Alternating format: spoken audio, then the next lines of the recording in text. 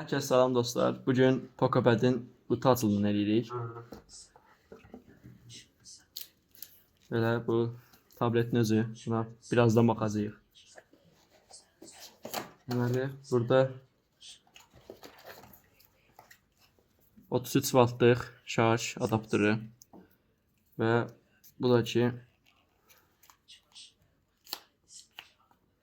onun bu da elə ondan. Bu da onun kitabçıqları. Bu da ki iynəsi.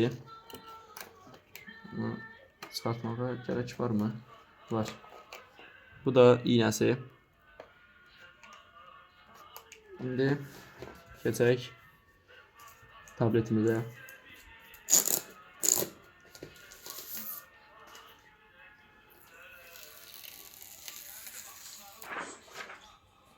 Böyle bir tablet.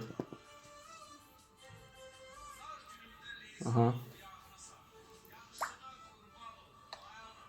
Böyle bir Pocopad'imiz var. Buradan ayarlara bakalım.